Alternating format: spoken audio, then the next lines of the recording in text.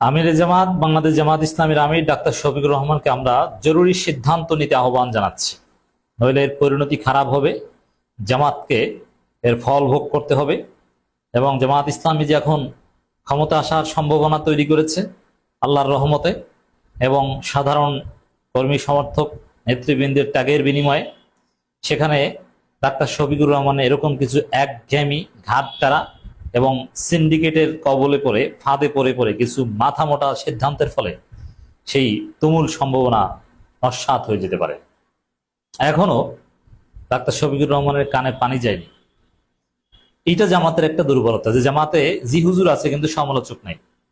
আজকে যদি জামাত ইসলামীর মধ্যে, জামাত ইসলামীর শুভাকাঙ্ক্ষীদের মধ্যে সমালোচকদের একটা শক্তিশালী ব্লক থাকতো, সেই সমালোচকরা যদি আরো বেশি প্রভাবশালী হতো, তাহলে জামাত ইসলামী এই মহা ভুলের মধ্যে, মহা ফাঁদে পড়তো না, এবং ফাঁদে পড়লেও মুহূর্তের মধ্যে ফাঁদ থেকে বের হয়ে আসতে পারত।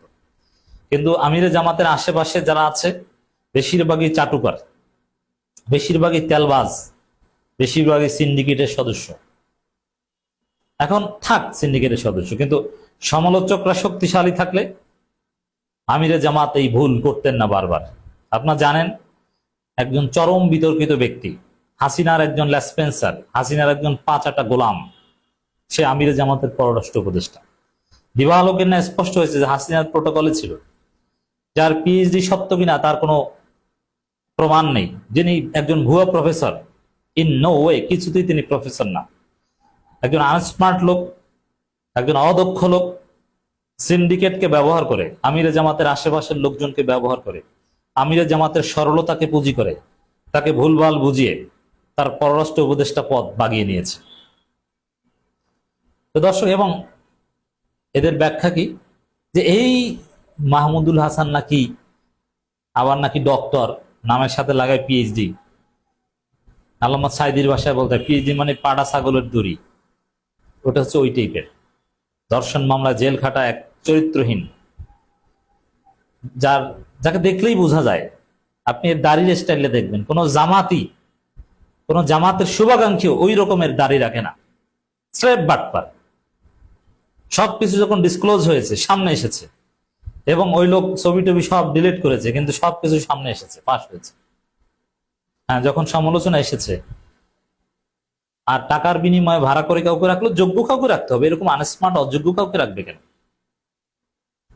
এটা নিয়ে যখন তীব্র সমালোচনা, তখন তো কানে পানি করার কথা। এবং আমাদের কাছে যেটা অনেকে বলেছিল যে না না, এটা জামাত এটা তাকে সরিয়ে ফেলছে, তাকে আর সামনে দেখা যাবে না, আনুষ্ঠানিকভাবে তার চাকরি একদম খেয়ে দিতে হয়তো একটু সময় লাগবে, একটা প্রক্রিয়া আছে, কিন্তু দৃশ্যপটে তাকে আর দেখা যাবে না। কিন্তু আমরা কি দেখলাম, যে না, সবাইকে হতাশ করে সেই কথিত পররাষ্ট্র উপদেষ্টা আবারও দৃশ্যপটে। এটা হতাশাজনক। মানে আসলে এই জামাতের এই তুমুল সম্ভাবনা যদি কোনো কারণে ধ্বংস হয়ে যায়, কোনো কারণে যদি জামাতের এই তুমুল জনপ্রিয়তা এবং গণজোয়ার নষ্ট হয়ে যায়, জামাত যদি আবার পিছিয়ে পড়ে, তাহলে বুঝবেন যে আমির জামাতের আশেপাশে লুকিয়ে থাকা এই সিন্ডিকেট এবং ব্যক্তি স্বার্থের জন্য যারা কাজ করে, এই সিন্ডিকেট দায়ী থাকবে। কারণ সহজ হিসাব, জামাত ইসলামী জুলাইয়ের পক্ষের শক্তি, এবং জুলাইয়ের পক্ষের শক্তি হিসেবেই জামাত এখন জনপ্রিয়। এত জনপ্রিয়তা জামাতের সাংগঠনিক জনপ্রিয়তা না, জুলাইয়ের পক্ষের শক্তি। সেই জুলাই ঘটেছে হাসিনার বিরুদ্ধে, সেখানে হাসিনার দালাল কিভাবে আমিরে জামাতের উপদেষ্টা হয়, আওয়ামী লীগের লোক কিভাবে আমিরে জামাতের উপদেষ্টা হয়, চরিত্রহীন লোক কিভাবে আমিরে জামাতের উপদেষ্টা হয়, আর সেটা ধরা পড়ার পরও কেন সরানো হয় না তাকে? এটা কেউ সমর্থন করতে আসবে না। যে সমর্থন করতে আসবেন, আপনিও সিন্ডিকেটের সদস্য। অবশ্য অনেক মজার বিষয় আছে, আমাদেরকে অনেকে দেখতে পারে না। যেমন আমাকে দেখেন, আমি যেটা বলি যে আমি সমালোচনা করি, জামাত ইসলামের শুভাকাঙ্ক্ষী হিসেবে সমালোচনা করি 1%, 99% জামাতের প্রচারণা চালাই। জামাতের কর্মীরা সারা বাংলাদেশে এমন কোন জামাত ইসলামীর সমর্থক কর্মী নেই যে আমাকে ভালোবাসে না, পছন্দ করে না। সবাই পছন্দ করে, ভালোবাসে এবং চিনে, সবাই চিনে। আমি ইমপ্রেসড, অভিভূত। কিন্তু কিছু কিছু নেতা দেখতে পারে না, এমনকি আমাদের সাথে চা খাইতে দ্বিধাবোধ করে। তা আমি এটা নিয়ে একটু গবেষণা করলাম যে তারা কারা, কেন ভাই? আমি তো জামাতের দুঃসময়ের প্রচারকারী। এমন একটা সময় ছিল যে জামাতের নিউজ সংগ্রাম ছাড়া কোনো পত্রিকা ছাপে না, এবং ছাপলেও দেখে না। আমার মাধ্যমে লক্ষ লক্ষ লোক দেখতো এবং জামাত একটা আলোচনায় ছিল, আওয়ামী লীগ বিএনপির মধ্যে এটা নিয়ে আলোচনা হতো। জামাতের ইন্টারনাল প্রোগ্রামও এটা নিয়ে পজিটিভ আলোচনা হয়েছে যে না, আমাদের একজন লোক আছে যার কারণে আমরা আলোচনায় থাকি, আমাদের সবকিছু প্রচার করে এবং মানুষ দেখে। জামাতের যে অফিসিয়াল ভেরিফাইড ফেসবুক পেজ, এর রিচ নাই, ইউটিউবের সাবস্ক্রাইবার অল্প কিছু, আর কেউ দেখে না। কিন্তু সুলাইমান অ্যানালাইসিসের মাধ্যমে আমাদের নিউজগুলো আমিরে জামাত কোথাও ত্রাণ দিতে গেলে বা যা যাক, লক্ষ লক্ষ মানুষ দেখত, মিলিয়ন অ্যান্ড মিলিয়ন মানুষ দেখত। তারপরও কিছু নেতা দেখতে পারে না কি জন্য। আর সমালোচনা করি বা ক্রিটিক করি খুব কম। আর হ্যাঁ, সেটা আমার ভুল হতে পারে, তাদেরও ভুল হতে পারে, এটা এটা তো স্বাভাবিক, কেউ তো আর ভুলের ঊর্ধ্বে না। আমিরে জামাতও ভুল করেন, তা আমারও ভুল হতে পারে, দ্বিমত থাকতে পারে, কিন্তু আমরা একসাথে ইন্টারেকশন করে ভুল ত্রুটি সংশোধন করে এগিয়ে যাবো, এটি তো স্বাভাবিক। কিন্তু কিছু নেতা আছে আমাদের সাথে চা খাইতেও রাজি না। কেন? আমি গবেষণা করে দেখলাম এরা হচ্ছে এয়ানত চোর অথবা প্লট বা ফ্ল্যাট খাওয়া নেতা, এরা হচ্ছে দুর্নীতিবাজ। আমি কয়েকটা কেস স্টাডি করলাম যে কেন আমাকে এড়িয়ে চলে। আমি শিডিউল চাইলাম, দিল না, একবার দিয়েও আবার এড়িয়ে চলে।